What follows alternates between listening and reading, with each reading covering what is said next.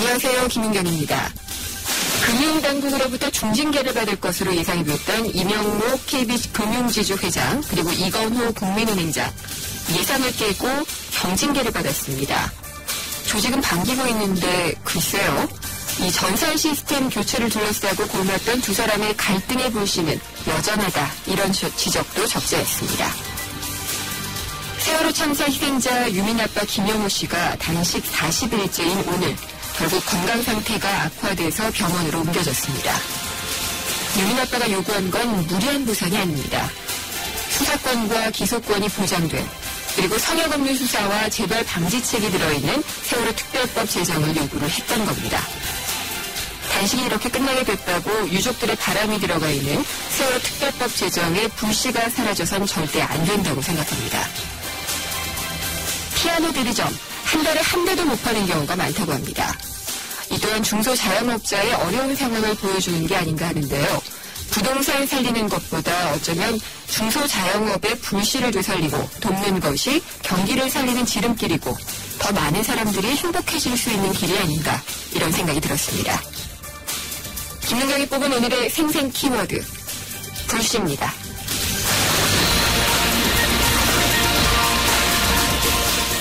오늘 금요기획 주제는 싱크홀입니다. 어제 또 싱크홀이 발견이 됐는데 지금까지 석촌 지하차도 인근에서 발견된 싱크홀과 동공, 그러니까 땅속이 텅 빈 공간은 총 7개인데요. 이렇게 집안 침하가 계속되면서 인근 주민들의 불안감도 커지고 있습니다. 근데 왜 갑자기 이렇게 싱크홀이 생기는 걸까요? 이게 인명피해까지 가져오는 것은 아닐지 걱정이 되는데 잠시 후 3, 4부 금요기획에서 싱크홀의 발생 원인 그리고 또 서울시와 기업에서는 어떤 예측을 하고 있었고 앞으로는 또 어떻게 대처를 해야 될지를 자세히 짚어보도록 하겠습니다. 김은경의 생생경제 1부 시작합니다. 엄마, 아빠, 동생도 사무실도 학교도 나눌 수 착한 남자 모두와 함께 나눌 땐 비타오백이지. 카페인은 한 방울도 없잖아. 착한 드링크 비타오백. 에이스 고객 이정재, 침대를 말하다. 온상 살 때 옷 넣어보고 사는 사람 없잖아. 근데 왜 꼭 침대는 누워보고 살까? 응? 모르겠어. 잡았으면 알 텐데. 침대는 가구가 아니다. 침대는 에이스다. 에이스 침대.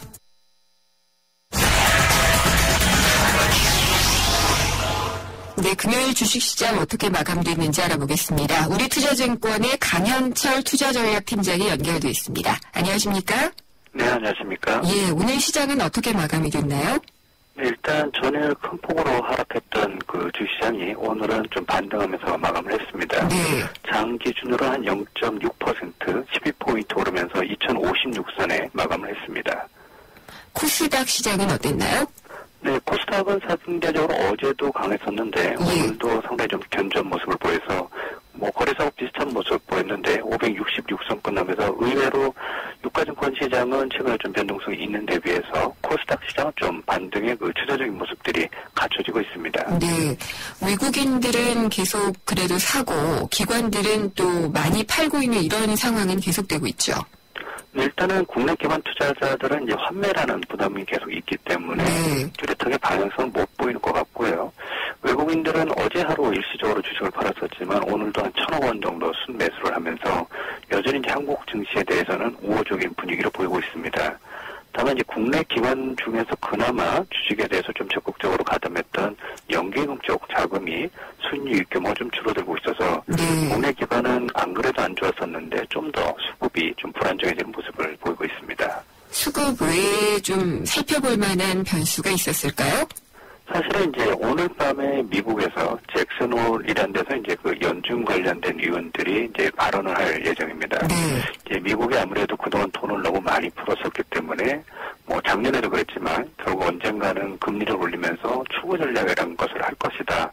그래서 이제 어제 같은 경우는 국내만이 아니라 해외 증시도 미국이 이제 추구 전략을 예상보다 좀 빨리 할 거다라는 그 의구심 때문에 대부분 좀 조정을 보였고 반대로 아직 하루 남았지만 오늘은 별다른 뉴스 안 나오지 않겠느냐 이런 또 약간 안도감이 있어서 아마 핫 이슈는 우리나라 시간으로 이제 토요일 새벽에 나올 미국 연준의 이제 최고 전략과 관련해서 기존의 유동성을 푸는 거를 유지를 할지 아니면은 최고 전략과 관련한 좀 더 구체적인 계획이 나올지 여부에 따라서 다음 주 주식시장에 이제 그 중요한 방향성이 결정될 것으로 보입니다.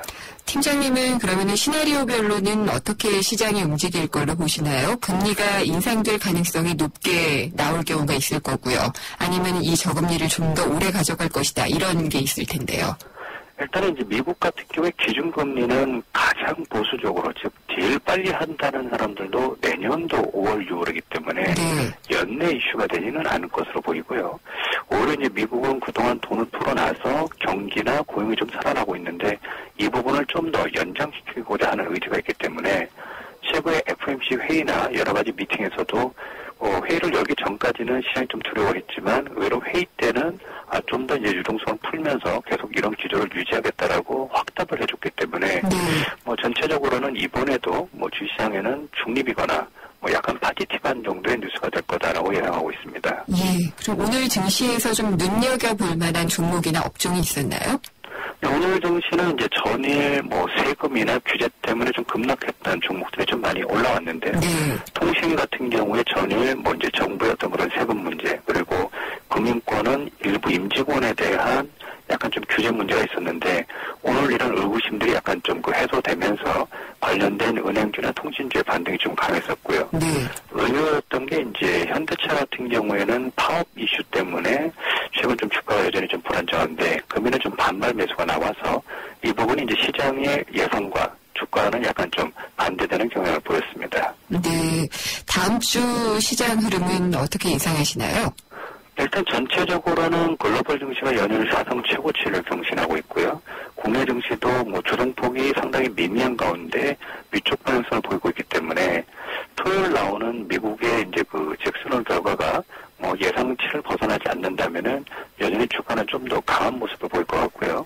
이제 관건이 외국인에 이어서 이제 국내 기관들도 어느 정도 좀 순매수를 보여줘야 되는데 들쭉날쭉하긴 하지만 그 기관의 발목을 잡고 있는 환매가 상당 부분 좀 줄어들어서 다음 주에는 이제 국내 쪽 그 주식형 펀드 환매가 마무리되고 기관들의 이제 재매수 여부가 수급의 주가의 어떤 그런 상승 강도를 결정할 것으로 보입니다. 네, 오늘 말씀 잘 들었습니다. 감사합니다. 감사합니다. 우리투자증권의 강현철 투자전략팀장이었습니다.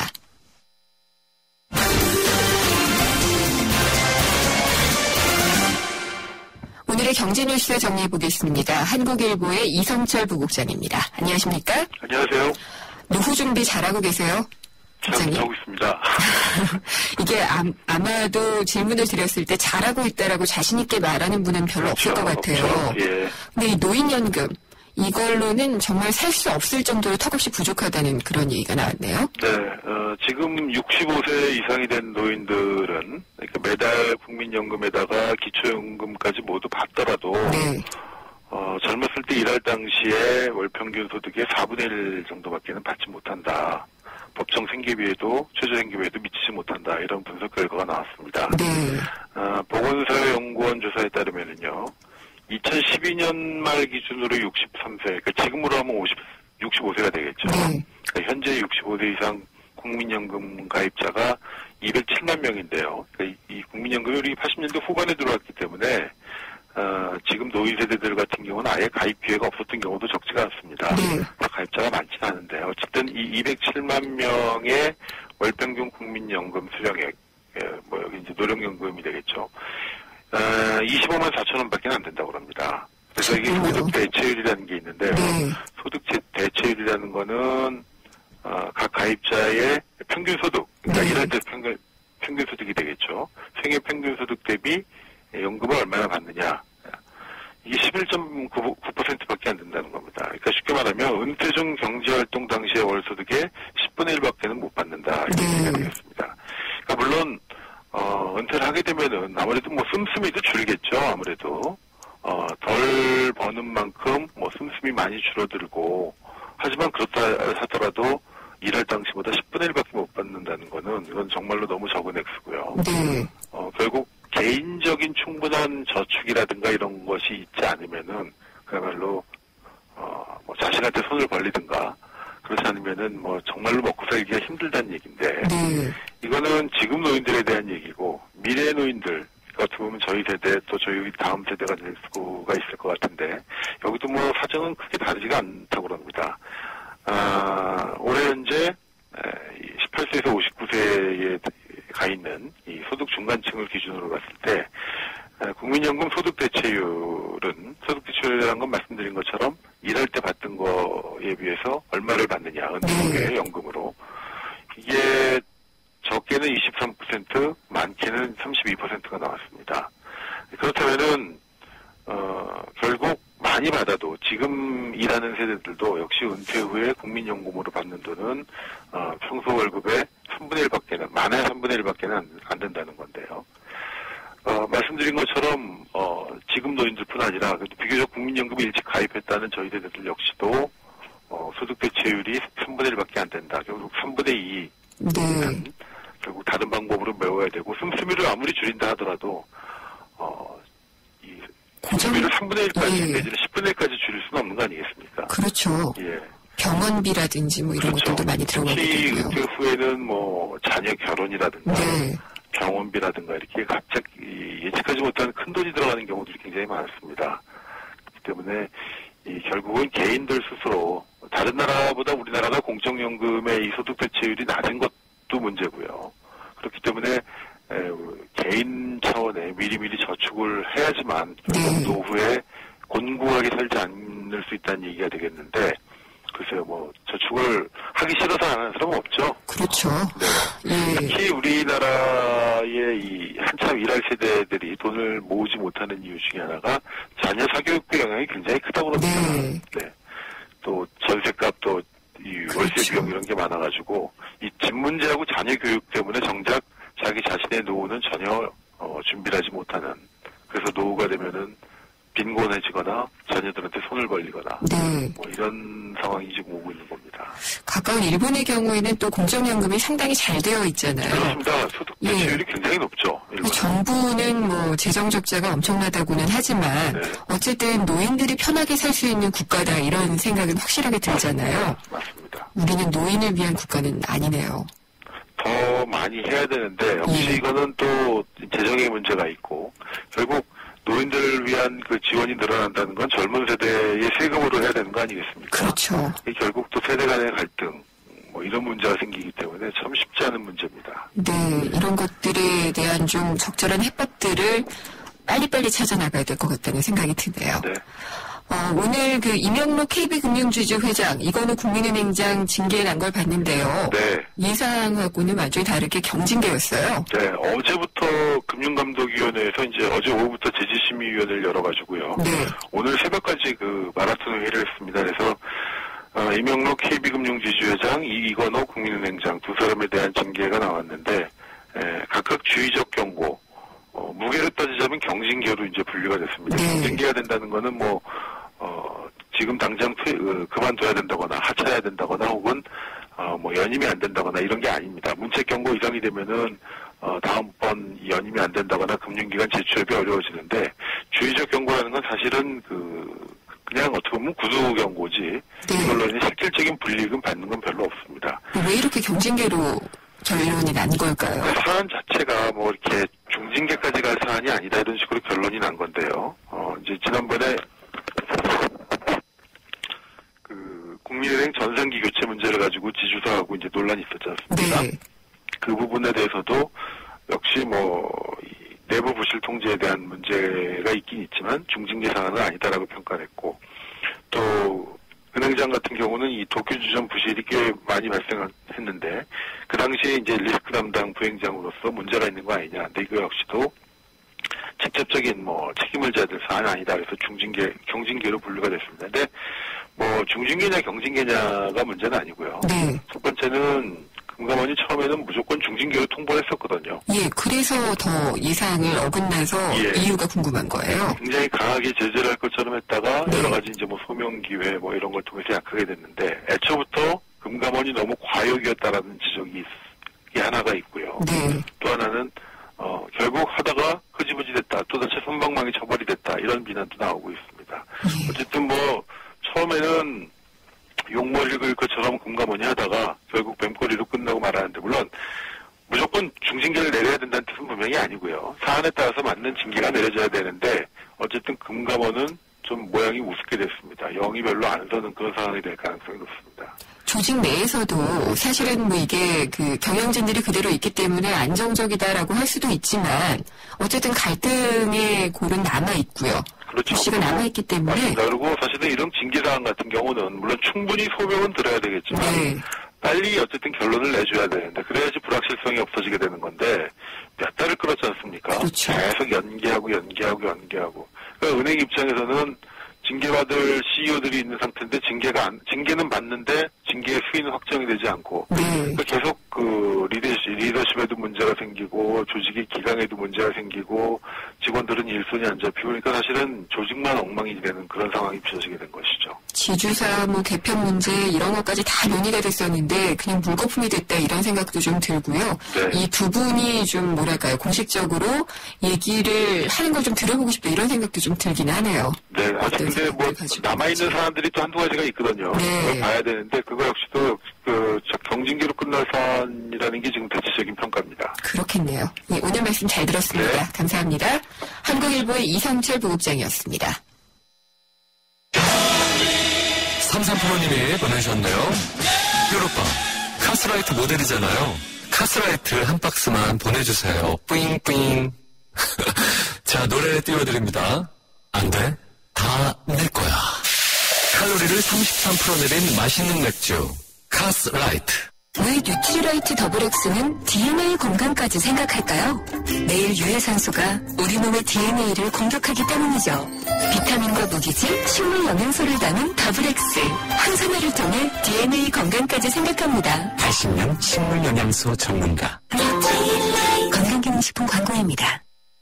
생생경제 1부 지금까지 함께 하셨고요. 잠시 후 2부 금요일에는 조금 말랑말랑합니다. 경제 트렌드를 엿볼 수 있는 경제신간 그리고 영화로 본 경제영화관이 준비가 되어 있습니다. 경제신간에서는요. 88만 원 세대 저자죠. 우석훈 박사의 불황 10년이라는 신간을 소개를 해드리겠고요. 경제영화관에서는 이석훈 감독의 영화 해적 바다로 간 산적을 통해서 불법 복제물의 경제적 피해에 대해서 짚어보도록 하겠습니다. 잠시 후에 뵙겠습니다. 우리 주위엔 에너지 고수들이 참 많습니다. 집안 조명을 LED로 바꾸는 빛나는 고수. 여름철 실내 적정 온도 26도를 지키는 건강의 고수. 냉방할 땐 문을 꼭 닫는 센스 있는 고수. 오후 2시에서 5시 피크 시간 동안 전기 사용을 자제하는 지키는 고수. 가정에서 사무실, 상점, 사업장까지 에너지 고수가 많은 대한민국이 진짜 에너지 강국입니다. 당신은 어떤 고수인가요? 이 캠페인은 산업통상자원부와 한국석유공사, 에너지관리공단이 함께합니다. 지난 2005년 유엔에서 발표한 자료를 보면 생태계의 멸종 속도는 자연 상태보다 100배에서 1000배 빨라졌고 이 추세라면 향후 100년 안에 조류의 12%, 포유류의 25%, 양서류의 32%가 멸종할 것으로 전망됩니다. 이처럼 위기의 자연 생물 다양성의 보존을 논의하기 위해 오는 10월 전 세계가 대한민국 평창에 모입니다. 자연의 일부인 우리 인간이 더욱 풍요롭고 안전하게 살아가기 위한 미래를 위한 발걸음. 제12차 생물 다양성 협약 당사국 총회. 환경부가 함께합니다. 오후에 만나는 살만나는 경제. YTN 라디오 김윤경의 생생경제.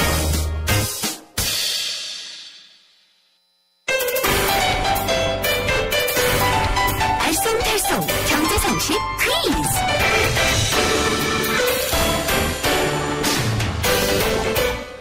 안녕하세요. 경향신문 조미덕 기자입니다. 경제상식을 재미있는 퀴즈로 풀어보는 코너 경제상식 퀴즈인데요. 정답을 아시는 분은 짧은 문자 50원, 긴 문자 100원이 부과되는 휴대전화 문자메시지 우물정 0945번, 우물정 0945번으로 보내주세요. 추첨을 통해 경제신간 그리고 생생경제에서 마련한 선물을 드리겠습니다. 퀴즈입니다. 부동산 부동산 중개업자들이 아파트 분양을 하는 모델하우스 주위에 간이 사무실을 만들고 진을 치고 있는데 이 사무실을 무슨 방이라고 합니다. 인기가 좋은 아파트 분양권을 수십 채 수백 채 확보한 뒤 되팔아서 차익을 남기려는 거죠. 당연히 불법입니다. 이들이 아파트 가격에 거품을 불어넣는다는 비판도 받고 있고요. 이 방은 무엇일까요? 1번 떴다방, 2번 노래방, 3번 PC방. 정답을 아시는 분은 짧은 문자 50원, 긴 문자 100원이 부과되는 휴대전화 문자메시지 우물정 0945번, 우물정 0945번으로 보내주세요. 추첨을 통해 경제신간 그리고 생생경제에서 마련한 선물을 드리겠습니다. 회사의 베이스가 되다 포스코 협찬으로 김윤경의 생생경제 2부 시작합니다. 경제상식 퀴즈 잘 들으셨어요? 문제 한 번 더 읽어드릴게요. 이 부동산 중개업자들이 아파트 분양하는 모델하우스 주위에다가 간이 사무실을 만들고요. 여기서 인기가 좋은 아파트 분양권을 수십 채, 수백 채를 확보를 해서 되팔아서 차익을 남기는 그런 곳입니다. 불법인데 그래도 또 이 방이 생기면은 대체로 부동산이 좀 호황이다. 이런 또 지표가 되기도 하는데 이 방은 무엇일까요가 문제였습니다. 보기 다시 드릴게요. 1번 떴다방, 2번 노래방, 3번 PC방입니다. 정답 아시겠죠? 아시는 분은 샵의 0945, 짧은 문자는 50원, 긴 문자는 100원이 부과되는 샵의 0945 문자로 보내주십시오. 정답 보내주신 분들 가운데서 추첨을 해서 오늘 경제신간에서 소개를 해드릴 책 불황 10년을 보내드리도록 하겠습니다. 광고 듣고 다시 돌아오겠습니다. 잘생겼다 우리 모두 잘생겼다 잘생긴데 무슨 이유 필요한가요 기죽지만 힘을 내봐 그대로도 잘생겼어 챙겨줘서 고마워요 잘생겼다 황대역 LTA SK텔레콤 젠틀 스파클링을 만나본 적 있는가? 밀어붙이지 않고 부드럽게, 긴장하지 않고 여유롭게, 밋밋하지 않고 상쾌하게. 이것이 바로 부드러운 거품, 깔끔한 상쾌함. 영국의 젠틀 스파클링 브랜드 슈엡스. 김인경의 생생경제.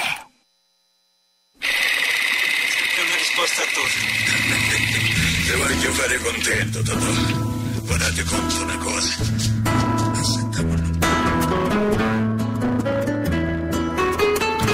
영화 속에서 경제 이야기도 읽어보는 시간입니다. 경제영화관, 경향신문의 박병률 기자가 전화로 연결되어 있습니다. 안녕하십니까? 네, 안녕하세요. 오늘은 어떤 영화를 소개를 해주실 건가요? 네, 최근에 좀 바다를 소재로 한 영화가 많이 좀 개봉이 되고 있는데요. 그런 것 같네요. 네, 그 중에서 한 편 골라서 경제 이야기를 좀 해드리겠습니다. 네. 이석훈 감독의 해적 바다로 간 산적 이겁니다. 네. 근데 이게 원래는 해적 이야기보다는 고래 이야기를 하고 싶었다 이런 얘기가 있더라고요. 네, 감독이 직접부터 밝혔었는데요. 네. 우리나라 영화사상 처음으로 고래를 컴퓨터 그래픽으로 표현했다. 큰 의미를 두겠다 이렇게 또 밝히기도 했었습니다. 네. 그랬으니까 사실 이 영화 보면은 좀 캐리비안 해적도 좀 떠오르고요. 또 모비딕. 네, 모비딕. 네. 그다음에 그랑부르. 예. 예, 이런 영화들이 좀 동시에 조금 떠오릅니다. 근데 재밌는 게 여기에 나온 고래, 귀신고래인데요. 이게 그 귀신처럼 심출기몰한다 해서 붙여진 이름, 귀신고래입니다. 네. 이 영문명으로 보면 그 코리안 그레이 웨일 이렇게 되어 있습니다. 한국의 회색 고래요? 네. 1912년에 미국의 과학자 앤드루가 그 우리나라 울산에서 이 고래를 연구해서 1914년에 세계적인 논문으로 발표를 했는데요. 네. 그러면서 이제 영문명으로는 코리안이라는 단어가 붙은 아주 이제 한국계 그런 고래입니다. 그만큼 참 많았던 고래인데 이게 이제 그 뒤에 이제 무차별 포획이 이루어지고요. 또 이제 생태계 오염이 이루어지면서 지금은 거의 보기 힘듭니다. 네. 1977년에 우산 앞바다에서 2마리가 발견된 이후에 지금 이제 우리나라 연안에서 발견이 되지 않고 있는데요. 현재 우리나라 천연기념물로 지정이 되어 있습니다. 그렇군요. 다시 만나면 좋겠는데. 네, 이 해적은 전체적으로 어떤 내용인가요?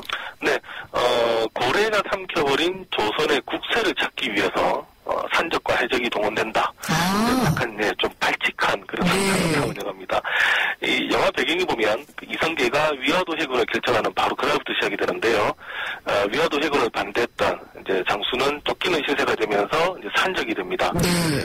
이성계가 이제 나라를 세우고 나서 이제 국호와 국세가 필요한데 명나라에 사신을 보내서 좀 받아와라 그러는데요. 이 사신이 국세를 받아서 돌아오는 길에 바로 이 귀신고래에게 습격을 당하고 이제 진노한 이성계가 모든 군을 동원해서 보름 안에 국세를 찾아오라. 그러면서 이제 여러 가지 소란이 벌어지는 그런 영화입니다. 네, 재밌을 것 같은데요. 네. 그러면은 여기서 그 해적과 산적이 각각 여자 주인공과 남자 주인공이에요? 네, 그렇습니다. 아, 그렇군요. 더 흥미로운데 여기서 영화 컷을 한번 좀 들어보고 가겠습니다. 그게 무슨 말 같지도 않은 소리요. 국세가 그게 얼마나 귀한 건데 바다에 둥둥 떠다니냐. 떠다니네? 그래, 떠다닌다고 쳐? 아, 그것만 찾으면 완전 패 잡히는 건데 한 번 안에 덤벼들었어요? 난 해적을 멸하라는 어명을 따른다. 쉽게 잡아들일 수 있겠나이까. 대마도 앞바다에서 해적 5,000명과 싸운 사람인데 난 그 이름만 들어도 물도 내게 더 경기를 일으킨다. 좋아서 난 누구랑 얘기하니? 명나라 황제가 하사한 국세를 그리고 고래가 삼켜버렸다니. 이런 고래? 고래 뱃속에 국세? 고래가 국세를 먹다니. 상식이 말이 되는 말이다 이 말이지. 바다는 말이니까 물질이 아냐? 이게 넓으니까 바다 수영이라는 게 말이야 빗물 수영하고도 확연히 틀려. 이것만 기억하면 되는겨. 등신 마냥 하면 뒤지는겨. 많은 분들이 음파 하더니 여기서 나온 거군요. 네. 그렇죠. 아니, 근데 이 해적 영화에서 경제 이야기면 뭐 고래에서 이 국세를 빼오는데 드는 비용 산정 뭐 이런 거예요? 아니요. 예, 오늘은 해적 활동 관련된 우리 경제 이야기 좀 해보면 재밌을 것 같습니다. 네. 사실 그 해적에 대한 이미지 서양과 좀 동양이 많이 다릅니다. 서양의 경우는 좀 긍정적인 이미지가 많은데요. 뭐 자유, 혁신 이런 좀 내용이 많습니다. 과거에 그 애플 만들었던 스티브 잡스가 해적이 되자. 네, 해적이 되자. 네. 그래서 좀 혁신의 의미가 또 특히 강조가 되는데, 하지만 동양, 특히 뭐 우리나라 같은 경우는 해적함 역시 좀 좋지 못한 이미지가 많은 것 같습니다. 그게 아마도 과거에 이제 일본 해적, 그 외국한테 시달렸던 그 경험이 참 많았었고요. 네. 또 보면 그 과거에 명청 교체기 때는 명나라 유민들이 또 우리 그 해변에 해적지를 가담했기 때문에 해적은 항상 우리에게 좀 골칫덩어리였습니다. 네. 또 재밌는 기록이 있는 게 우리나라 사람들도 이제 해적이 변한 그런 역사가 있는데요. 아, 그래요? 신라 말기 후삼국 시대 때 신라 유민들이 신라구라는 해적이 돼서 일본 큐슈와 스시마를 약탈했다 이런 기록도 있습니다. 그렇군요. 근데 해적이 하면은 떠오르는 게 또 해적판이잖아요. 네, 맞습니다. 근데 진짜로 영어 단어도 해적이잖아요. 네, 바이오레이티드 에디션. 네. 그래서 이게 그만큼 이제 약탈한다. 그런 의미가 이제 그대로 이제 가져온 건데, 저작권자의 허락을 받지 않고 불법으로 복사해서 판매하는 뭐 책이나 테이프, 그리고 소프트웨어, 영상물, 이것도 이제 우리가 해적판이다 이렇게 부릅니다. 이렇게 지적재산권을 약탈하는 게 결국 이런 해적 행위와 다를 바 없다 이렇게 있는데요. 사실 이 해적판의 역사는 좀 깊습니다. 영국의 그 대표적인 소설가인 그 찰스 디킨스의 경우는 1842년에 미국에 가서 자신의 저작인 올리브 트위스트 관련돼가지고 좀 저작권을 좀 보호해달라 이렇게 호소했던 그런 기록도 있습니다. 아, 올리브 트위스트와 또 저작권 얘기가 있었군요. 네. 근데 최근에는 이 미국 방송국들이 한국 번역가들을 고소했다 이런 뉴스가 있어서 상당히 좀 주목이 됐었거든요. 네, 맞습니다. 여전히 우리나라 많이 좀 저작권을 좀 침해하는 나라 아니냐 이렇게 보는 시각들이 많은데요. 미국 드라마 저희가 이제 미드라고 부르죠. 이 미드를 방송하는 미국 방송국 6곳이 미드 자막을 만들어서 배포한 번역가들은 이제 집단 고소를 했는데 사실 통상 이제 번역가들은 어떤 돈을 바라는 게 아니라 뭐 자기 실력이라든가 이런 거 좀 뽐내려고 했던 케이스인데 상당히 이례적이다 이런 얘기가 나왔습니다. 그만큼 미드가 많이 복사판이 지금 배포가 되고 있고요. 이걸 이제 막겠다 이런 의지인데 또 최근에 보니까 또 일본 정부 그리고 대형 출판사 여기서 이제 공동으로 우리나라와 중국, 스페인 등에 기반을 둔 그 인터넷 사이트에 대해 가지고 또 일본 애니메이션과 만화를 삭제하라 하지 않으면 법적 조치를 취하겠다. 이렇게 지금 또 엄포를 놓은 상태입니다. 어둠의 대부분의 경로들이 다 닫히겠군요. 네. 네. 근데 우리도 피해자라는 얘기가 있어요. 네. 아마 최근에 이제 한류가 이제 뜨기 시작하니까 네. 우리나라 드라마, 영화 많이 지금 세계적으로 나가고 있는데 이 중에 지금 상당수가 불법 파일들이 많습니다. 네. 아마 미국 LA라든가 그리고 중국 같이 우리나라 교민들이 많은 곳에 한번 가보신 분들은 많이 보셨을 텐데요. 네. 우리나라 거기서 유통되는 상당수의 우리나라 드라마, 음악 좀 불법 상당히 많습니다. 역사가 깊죠. 네, 뭐 저작권을 내지 않는 그런 상품들인데 다만 지금 우리나라 같은 경우는 이 우리나라 해적판들을 다 잡는데 약간 좀 묵인하는 좀 그런 분위기도 있는데요. 네. 이게 아무래도 이 해적판 확산을 막으려면 또 비용이 많이 필요하고 또 기술적으로도 어려움도 있고요. 또 하나는 아직은 우리 한류가 뭐 헐리우드 상품만큼 대중적이지 않기 때문에 이 시점에서는 살짝 용인하는 것도 괜찮지 않느냐 이런 좀 시각도 있는 것 같습니다. 알겠습니다. 해적을 통해서 해적판 그리고 경제에 대해서 좀 알아봤습니다. 오늘 말씀 잘 들었습니다. 네, 감사합니다. 경향신문의 박병유 기자였습니다.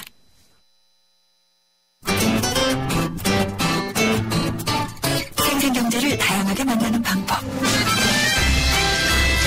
YTN 라디오 앱 예스와 웹사이트 김은경의 생생경제 또는 트위터 YTN_이코노미로 실시간 듣기와 다시 듣기를 하실 수 있고 방송 내용에 대한 문의와 의견을 주실 수 있습니다.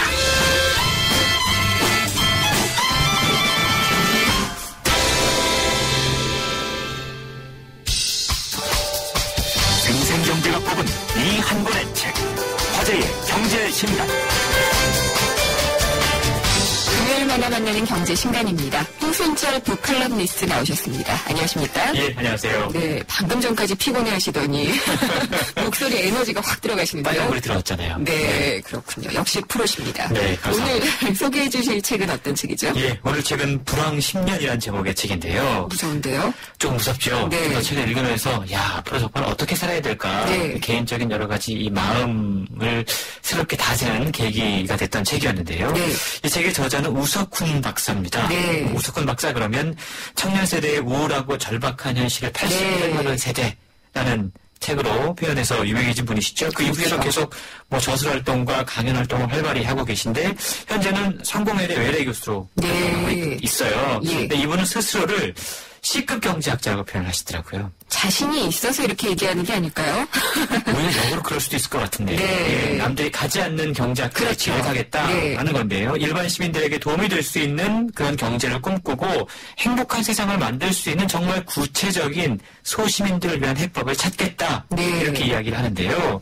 이번 책을 통해서 앞으로 우리 앞에 펼쳐질 10년의 경제를 전망해주고 있습니다. 네. 앞으로 10년이 불황인 거예요? 예, 한마디로 요약하면 불황이라는 건데요.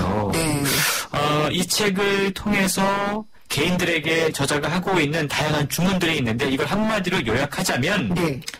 안전벨트를 단단히 매십시오. 점점 더 무서워집니다. 네. 부동산, 개인의 재무구조, 네. 고용, 창업, 육아와 교육 분야에 걸친 일종의 생활경제 안내서라고 할 수 있는데요. 네. 일반 소시민과 중산층들이 고민하고 있는 다양한 현실적인 그 문제들에 대해서 조언해주고 있습니다. 그리고 앞으로 불황을 대처하는 우리의 마음가짐과 네. 방어 전략이 어떠해야 되는지에 대해서 소개해주고 있는 책이죠. 네, 뭐 이게 근거가 없이 이렇게 불황 10년이라고 전망은 안 하셨을 것 같고 그러면은 개인들은 안전벨트를 어떤 식으로 철저하게 매야지 되나요? 예, 정말 다양한 분야에서 안전벨트를 단단히 매야 되는데요. 일단 시대가 변했다는 사실을 먼저 우리가 인식을 해야 됩니다. 그래야만 행동이 변화할 수 있으니까요. 네. 2000년대 대한민국은 저자의 진단에 의하면 마케팅의 시대였다라고 그래요. 그럼 혹시 그런 건가요? 하면 된다 뭐 이런 정신? 그렇죠. 네. 그런 것도 있고요. 예. 뭐든 그냥 마케팅만 갖다 붙이면 다 되는 시대였다라는 거죠. 책으로 얘기하자면 재테크와 자기개발 서적들이 범람하던 시대였습니다. 네. 하면 된다. 그렇죠. 예. 네. 하지만 2010년에 접어들면서 이제는 뭘 해도 잘 안 되는 시대가 도래했다는 사실을 우리가 깨달아야 된다는 거예요. 호황의 내리막길로 접어드는 결정적인 계기가 2008년 리먼 브라더스 사태였죠. 예. 그 이후에 이제는 정말 개인이 아무리 노력해도 구조상, 시스템상 뭐든 안 되는 시대에 우리가 살 수밖에 없고요. 앞으로 10년은 더더욱 그럴 수밖에 없다라는 건데요. 저자가 이 책을 쓴 목적 가운데 일부가 책의 앞부분에 소개가 되고 있어요. 네. 그 부분을 한번 들어보도록 할까요? 네.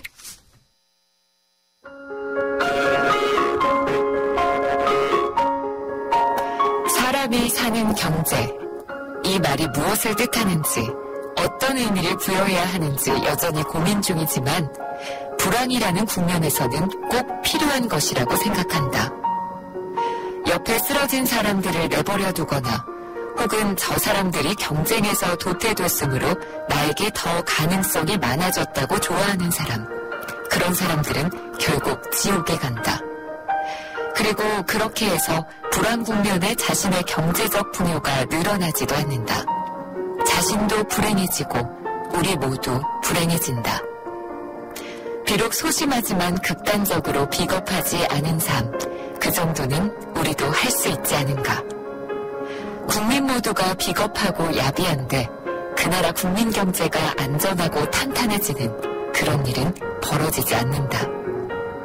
조금, 아주 조금, 가난하거나 가난하지 않거나 우리에게는 마음의 여유가 필요하다. 돈도 마찬가지다. 죽어라고 돈을 쫓는 사람에게는 돈이 오지 않는다는 것.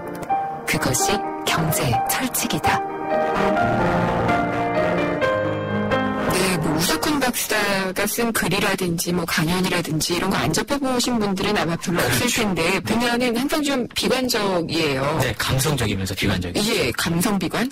그런데 가장 궁금한 거는 이제 집 문제에 대해서 어떻게 생각하고 있느냐 이 부분이거든요. 그렇죠. 왜냐하면 집이 우리 경제에서 차지하는 서민 경제에서 차지하는 부분이 크니까요. 맞습니다. 사실 정부로부터 계속해서 이제 저점이니까 집을 사도 된다. 명확하게 메시지를 그렇게 주고 있죠. 예, 그리고 네. 계속해서 그런 정책들을 네. 지금 내놓고 있잖아요. 근데 정말 집을 사도 괜찮을까?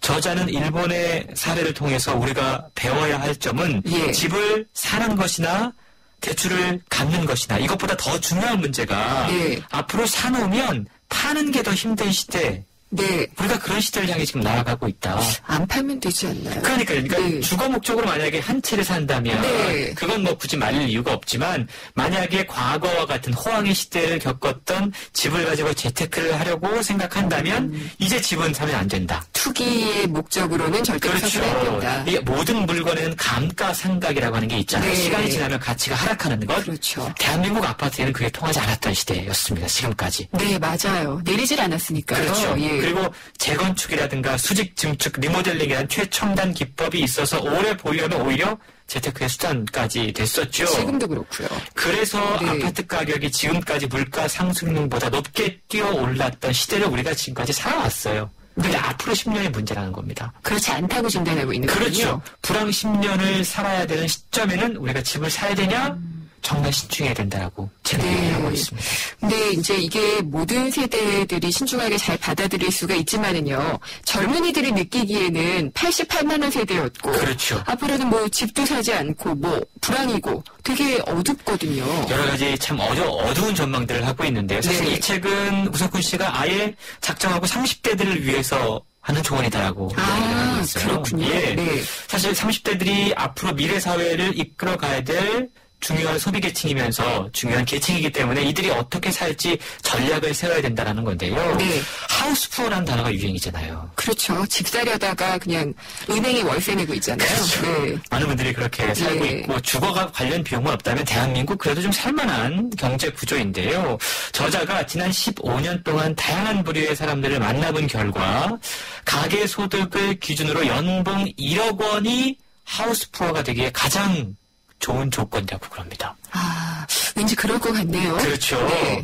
언뜻 이해가 안 되는 분들도 계시겠지만 연봉 1억 원 아래면 아예 네. 무서워서 부채를 지고 집을 살 생각 같은 거 못 하세요. 네. 근데 연봉 1억 원이 되면 일종의 이게 면류관인 겁니다. 네. 내가 뭐 대충 살면 안 될 것 같은 압박감이 생기고요. 집도 그렇고 차도 그렇고 네. 이제 발목을 잡게 된다는 거죠. 그런데 불황기가 되면 네. 고연봉의 사람들이 갑작스러운 타격을 입을 가능성이 가장 높기 때문에 이 책이 30대에게 가장 먼저 하고 있는 조언은 네. 연봉 1억 원 부러워하지 말아라. 아, 그래요? 하는 겁니다. 아니, 근데 왜 연봉 1억 원이 가장 큰 타격을 받을 가능성이 있다고 주장을 하시나요? 예, 그만큼 앞으로 이제 연봉 1억 원이 직장에서 퇴출될 수 있는 가능성도 가장 높고 네. 고연봉이기 때문에 이 불황 국면이 되면 어쨌든 인력 감축이라든가 또 연봉 1억 원대의 계층을 많이 갖고 있는 업종들, 금융업종이라든가 보험업종이라든가 이런 업종들이 급격하게 인원 감축을 하기 때문에 그렇군요. 거기에 인력들이 상당 부분 여기에 속할 수 있다는 거죠. 그리고 이제 연봉 1억 정도 되니까 집도 하나 대출가서 장만해놓고 일단 발목이 잡혔다라는 겁니다. 일단 여기저기에. 네. 그렇군요. 그러면은 이 앞으로의 불황을 대비하기 위한 어떤 그 생활 습관이나 경제관 이런 게 필요할 것 같은데 조언이 있겠죠? 예. 최근 일본과의 사례를 가지고 그 뒤를 고스란히 답습하고 있는 대한민국의 상황을 비교 경제하면서 설명을 하고 있는데요. 일본과 우리나라 사이에 몇 가지 중요한 차이가 있는데 그 가운데 개인들 특히 30대들의 저축률과 신용카드 소비량이라고 그래요. 그러면 일본은 혹시 저축률이 높고 신용카드 사용량이 낮은가요? 그렇습니다. 일본은 우리보다 앞서서 불황을 경험을 했잖아요. 네. 현재도 지금 불황이 이어지고 있고 실제로 은행들의 이자가 거의 0%대인데도 불구하고 꾸준히 저축률이 늘고 있다고 그럽니다. 근데 우리나라의 경우는 저축률이 심각한 상황이라는 거죠. 게다가 젊은 청년들이 이미 과도한 부채를 안고 사회에 진입하고 있는 상황이기 때문에 저축은커녕 빚 갚기에만 몰두할 수밖에 없는 상황들이 오고 있다는 겁니다. 근데 더더욱 심각한 문제는 이러한 미리 땡겨 쓰고 빚을 갚는 생활 습관 이게 체질화되면 습관화되면 집도 차도 미리 빚을 내서 사고 나중에 갚으려는 삶이 반복이 되는데 이게 호황기에는 먹혔는데 불황기에는 심각한 위험 요소가 될 수 있다라고 지적하면서 이러한 습관을 부추기고 있는 우리나라의 고도의 신용활부 시스템, 섹터 시스템에 대한 지적 또한 함께 해주고 있습니다. 미국을 많이 닮았군요. 그렇죠. 근데 이 책에서 아주 인상 깊게 읽으신 대목이 있다고 들었어요. 예, 어떤 거죠? 호황과 불황을 구분하는 방법입니다. 명확하게 제시가 되어 있나요? 예, 그걸 가르는 키워드가 한마디 있는데요. 오빠의 시대인가 아빠의 시대인가. 아니 이게 뭐예요? 시대적으로 사람들이 오빠 제가 지금 어감을 그렇게 표현했죠. 오빠 이야기를 많이 하면요. 호황이라는 거예요. 그리고 시대적으로 사람들이 아빠 이야기를 많이 하면 불황이라는 겁니다. 아이고, 근데 지금 우리나라에서 아빠라는 예능이거든요. 예, 그렇죠. 이걸로 놓고 볼 때 우리가 앞으로 지금 어떤 시대를 향해 가고 있는지를 우리가 직감적으로 깨달아야 되고요. 그렇기 때문에 그러한 준비를 단단히 해야 되고 안전벨트를 단단히 매야 되고 심지어는 책에 보면 앞으로 어떻게 될지 모르니까 1년 생활비를 미리 확보하는 것을 가장 우선적인 개인의 재무 구조로 설립해라. 이런 주장 또한 해주고 있습니다. 겨울잠을 자기 위한 어떤 모이기 같다는 그런 생각도 드는데, 근데 아빠의 시대가 불황이라는 것은요, 그만큼 어떤 가장의 책임감이라든지 뭐 이런 게 중요해진다는. 우리 IMF 시대에도 그 아버지라는 소설이 엄청나게 인기를 끌었거든요.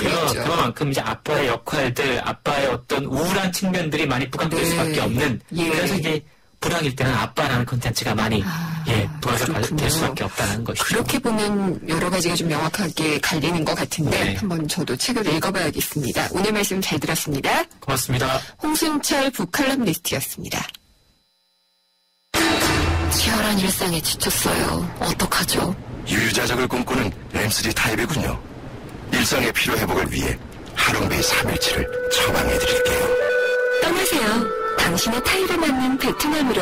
대한항공 베트남 4개 도시 운항. Excellence in Flight. Korean Air. 효주 언니, 타이어 공격이 뭐야? 효주 언니, 얼라이먼트가 뭐야? 언니, 타이어도 보험이 있어?